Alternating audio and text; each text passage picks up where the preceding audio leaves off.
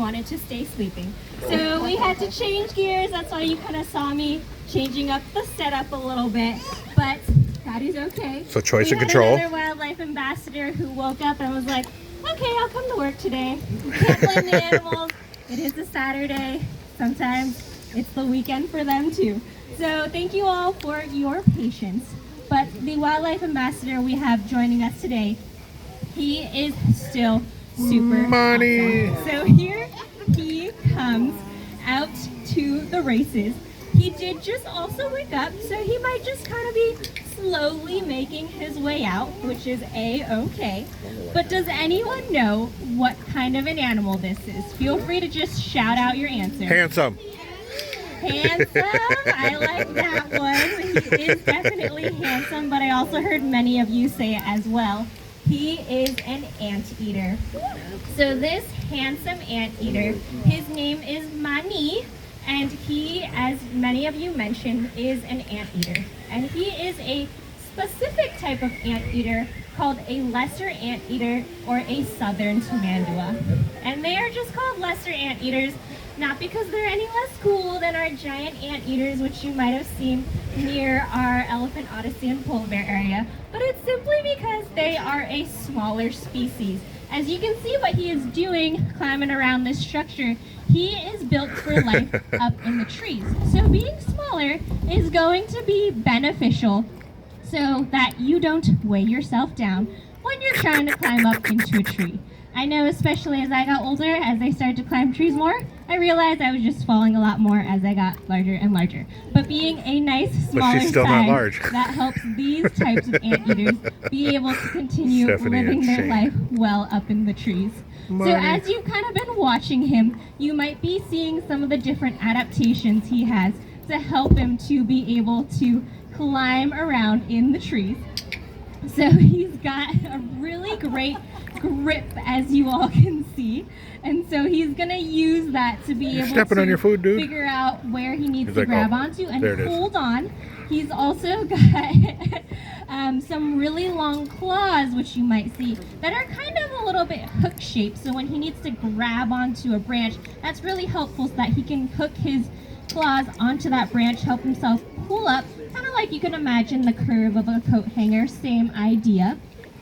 But he's also got a really cool tail, as some of you might have seen, and maybe later when he's climbing up again you can see it a little bit better. But his tail is what we call prehensile. And prehensile just means grasping.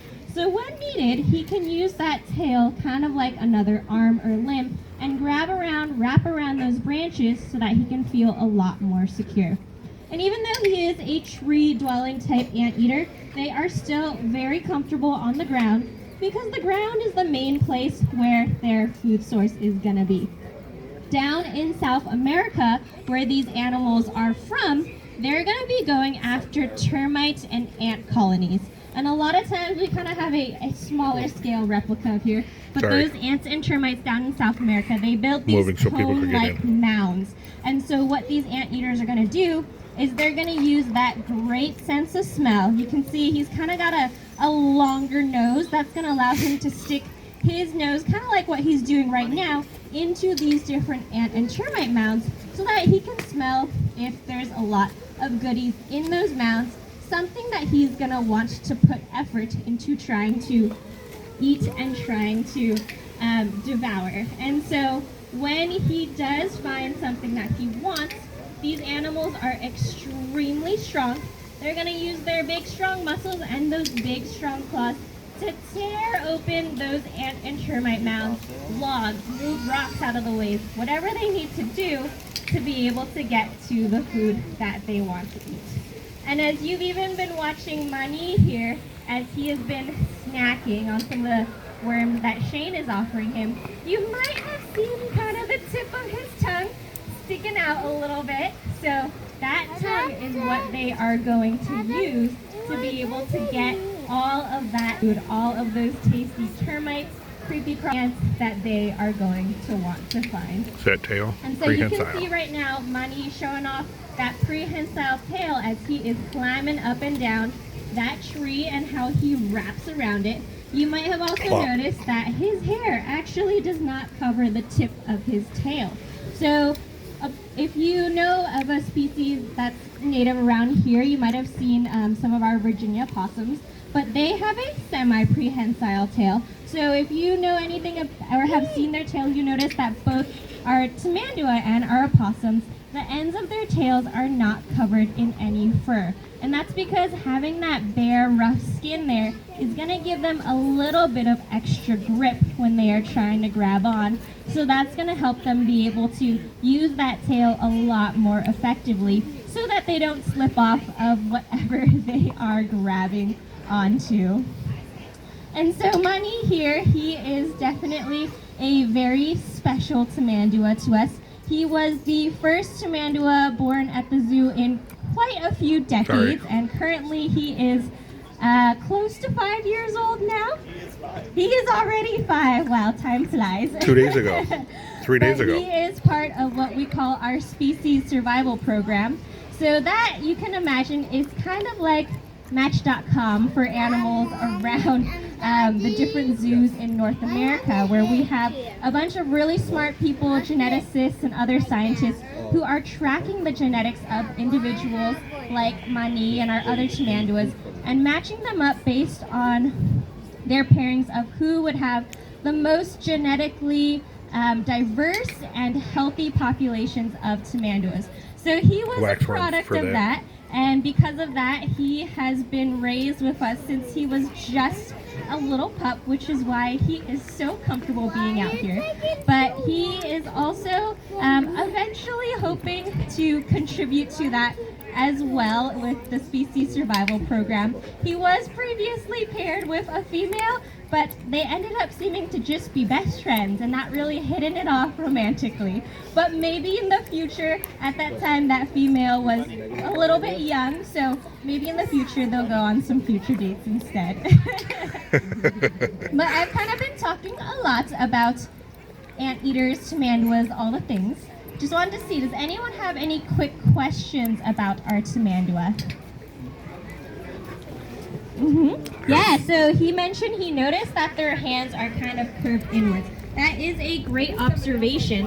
And so their hands are like that because they are going to want to preserve those claws. They don't want to break them. They don't want to mess them up in any capacity. And that's because those claws are extremely important to them. As we mentioned, they use those claws to break open those termite and ant mounds, but also they're going to use those claws for defense if needed. When they are threatened, they're going to show off those claws and they will use them to their advantage. They are very sharp, and so he wants to make sure that those claws stay in nice tip-top shape. Oh, that's his scary pose. So as you all saw, as adorable as that might look, that is what they do when they are fearful. You saw when he stands up like that, he shows off those claws to any potential predators and goes, hey, I got these big, sharp weapons. You do not want to mess with me. Scary pose. Yeah, that's the reaction that I love. Great job. You have a question? And what is he being fed right now? What is he being fed right now? So currently, he is getting a mixture of mealworms and waxworms. Delicious stuff. For him, maybe not so much for us. Any other questions about our tamandua, Mani? Yeah. Is their tongue sticky? Oh yeah. So if anyone wants to shake Shane's hand later, you will feel the full force of the stickiness. I don't recommend it. But their tongue is extremely sticky. And if you can imagine, oh yes, okay. We will show you how sticky that thing really is. So, in a second, we will show you just the full glory of his tongue. Arr, you might scary. actually see some of it as Shane has already put some worms in there. They're kind of sticking to the sides of that tube since Money was going crazy over that earlier. And so you will see not only how sticky, but also how long that tongue is. Oh yeah. So that tongue, it actually, the base of it starts at their chest bone, and from the chest bone to the very tip, when fully extended, is roughly about 1.5 feet long. So very long tongue. You can imagine when you are trying to get all of the tasty goodies inside a tall termite or ant colony like this cone-shaped one here, having a long tongue is going to be super helpful so that you can get into the deep crevices of those ant and termite colonies. And being a very sticky tongue and having that sticky saliva is going to be super helpful so that you can have all of those ants and termites sticking to that tongue so you get a nice mouthful of tasty goodies. And for these tamanduas, they are only able to open their mouth roughly about the width of a pencil, so not very long or not very wide at all, but that tongue is going to help them to be able to do that very effectively and efficiently. And we also know, not just from what you all see, but we know that it's sticky because we do their dishes every day, and we have to scrub them quite a bit. It takes a lot of power, and it takes a lot of soap and warm water. So we can tell you for sure, it takes us a while to clean their dishes, but that's okay. We love them anyway. Any other questions about our tamandua?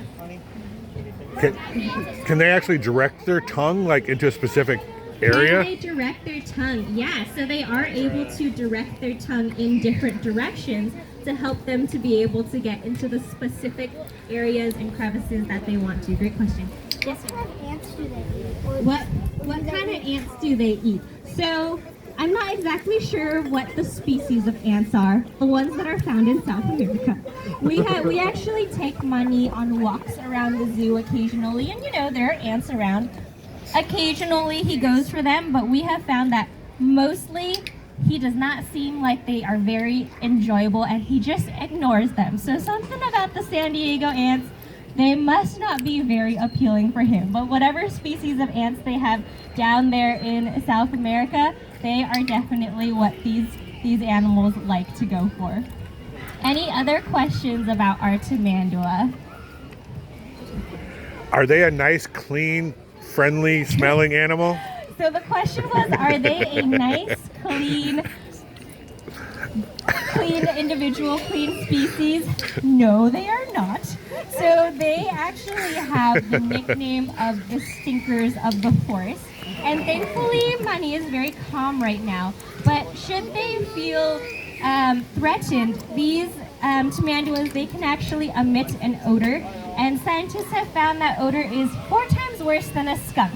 So very stinky animal. So definitely not one that you would want to startle. So he just got the rest of his food in there? Money is very comfortable with us, so we are in safe proximity to him.